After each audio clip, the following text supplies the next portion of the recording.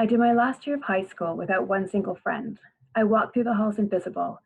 I sat in my classes invisible. I had no one to eat lunch with. I was introverted, brimming to the top with shame. Shame because I was different. Shame because I would freeze up at even the thought of talking. I didn't like one single thing about myself, so when my friends ousted me from the group, I went completely silent. You see, I had been told in subtle and not so subtle ways I was defective because I was quiet. The worst question you can ask an introvert is, why are you so quiet? Because we take this question and translate it to, what's wrong with you? Why can't you be like everyone else? So when my friends ignored me, I was completely devastated. This wasn't the first time I had no friends. I had no fight left in me and I was merely existing. I had no words to describe the overwhelming pain I was in. Lunchtime was the worst. This was way before iPhones, so I had to somehow occupy myself in the busy halls, seeing everyone with friends, everyone with a place to be.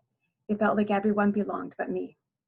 So I would sit in front of my locker, open up my binder, and pretend to do schoolwork. Pretend that I wasn't really there, and hope that no one would notice me, and hope that I wasn't ignored. I was so confused and overwhelmed. And no one noticed. No one noticed. The teachers didn't. None of the other kids did. And my mom never noticed, or at least didn't bring it up. She never asked me what happened with my friends. I think she was worried it would make me more upset to talk about it. I really think she had good intentions, but the result was that I had to go through this on my own. And as introverts, we can do this thing where we're so full of terrible emotions and it barely shows. So I looked fine, maybe a bit sad, but no real indicator for how bad I was doing. Now, I'm not being entirely truthful when I say no one saw me. Brian McGregor did. Brian McGregor was my manager at Kentucky Fried Chicken. He was a funny, sarcastic man who really loved his job. He never once commented on how quiet I was. He never once said I should talk more. And he never ignored me.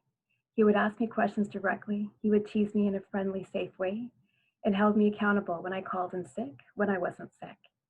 Brian saw me, and I could tell that he liked who I was. Whether or not he knew it, Brian found the way in.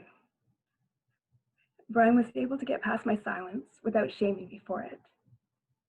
Now imagine if your quiet teen felt this way, invisible, struggling to connect with friends, feeling defective, feeling alone. And imagine that you can change this. Imagine that you can help your quiet teen feel good about who they are. When we like who we are, life is so much better.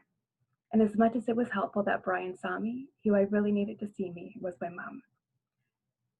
So here's my message to the parents of introverted teens. Find the way in. They need you to find the way in.